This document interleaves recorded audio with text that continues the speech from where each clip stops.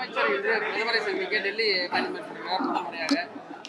அது எப்பவுமே routine program தான். அது யார் முதலமைச்சராக வந்தாலும் பிரதமரை மரியாதை நிமித்தமாக சந்திப்பார்கள். நேற்று எங்களுடைய கேரளா முதலமைச்சர் திரு மாண்புமிகு சதீஷன் அவர்கள் சந்தித்திருக்கிறார். இன்று தமிழ்நாட்டு முதலமைச்சர் அவர்கள் சந்திக்கிறார். நீட் தேர்வுல கூறுபடி தமிழ்நாட்டுக்கு வர வேண்டிய பல்வேறு நிதிகள் இன்னும் வராமல் இருக்கு. இதெல்லாம் முதலமைச்சர் வலியுறுத்துறாரு. அதை தொடர்ந்து நாமும் போராடி கொண்டிருக்கிறோம். தமிழ்நாட்டு உரிமைகளை எந்த விதத்திலும் விட்டுக் கொடுக்க கூடாது என்று அதை முதல்வர் வலியுறுத்துவார் என்று முழுமையாக நம்புகிறோம்.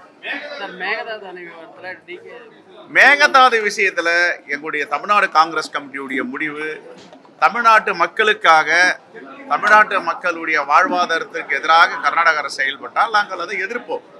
தமிழ்நாட்டு மக்களுக்காக தான் தமிழ்நாடு காங்கிரஸ் கமிட்டி இருக்கிறது.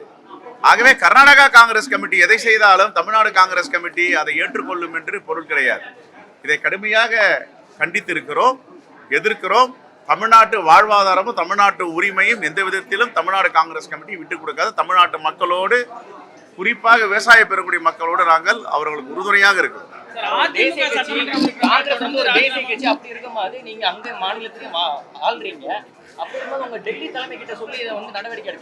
சொல்லுவோம், சொல்லி கண்டிப்பா நடவடிக்கை சொல்லுவோம். அதிமுக சட்டமன்ற தொடர்ந்து ராஜினாமா செய்யலே தாவேக்காவுல இணைந்து வராங்க. இது பல்வேறு விமர்சனங்களை ஏற்படுத்தி இருக்கிறது. குதிரை பேரம் நடக்குது. காங்கிரஸ் பேரியக்கம் ஒருபோதும் குதிரை பேரத்தை அனுமதிக்காது. அது மோடிக்கும் என்ன அளவுகோலோ அந்த அளவுகோல் தான் எல்லாருக்கும். நாங்கள் கடுமையாக அருணாச்சல பிரதேசத்தில், கர்நாடகாவில், மகாராஷ்டிராவில் குதிரை பேரத்தை காங்கிரஸ் கமிட்டி வன்மையாக கண்டித்தது, எதிர்த்திருக்கிறது. அதே அளவுகோல் தான் எல்லா மாநிலத்திற்கும். ஓகே,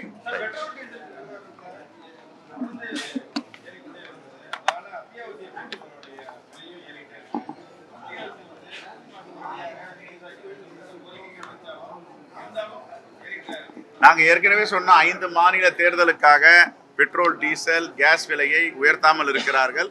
தேர்தல் முடிந்தவுடன் மோடி சர்க்கார் அதை ஏற்றும் என்று சொல்கிறோம். நாங்கள் என்ன சொன்னதை செஞ்சிட்டு இருக்காங்க. தேர்தலுக்காக ஐவாஷ் பண்ணாங்க, நாங்கள் ஏற்ற மாட்டோம்னு. தேர்தல் முடிந்த பிறகு அசாமில், வெஸ்ட் பெங்காலில், பாண்டிச்சேரியில் ஆட்சி அமைச்ச பிறகு இப்போ அவர்கள் விலையை உயர்த்தி இருக்கிறார்கள். இது மக்கள் புரிந்து கொள்வார்கள். சார், இப்போ திமுக பல்வேறு குற்றச்சாட்டுகளை விமர்சனங்களே வச்சுக்கிட்டு இருக்காங்க காங்கிரஸ் மேல. அப்படி இருக்கும்போது திமுக தலைவராக இருக்கக்கூடிய முன்னாள் முதலமைச்சர் ஒரு குற்றச்சாட்டு வச்சிருக்காரு.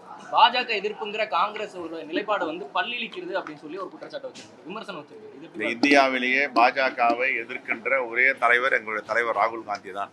அது RSS உடைய கொள்கை கோட்பாடாகட்டும், பாஜகவுடைய அரசியலாகட்டும், அது வலிமையாக நாடாளுமன்றத்திலும் மக்கள் மன்றத்திலும் எதிர்த்து போராடக்கூடிய வலிமையும் ஆற்றலும் பெற்றவர் தலைவர் ராகுல் காந்தி.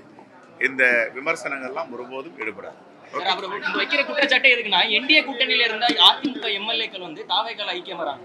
அதனாலதான் இந்த குற்றச்சாட்டை வச்சிருக்காரு.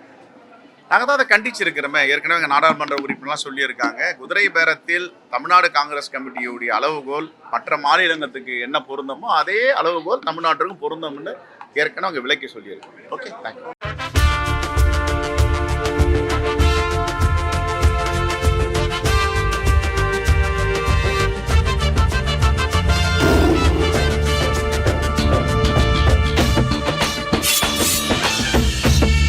எங்கள் தேசம் ஓர் இனத்தின் பெருங்கனவு.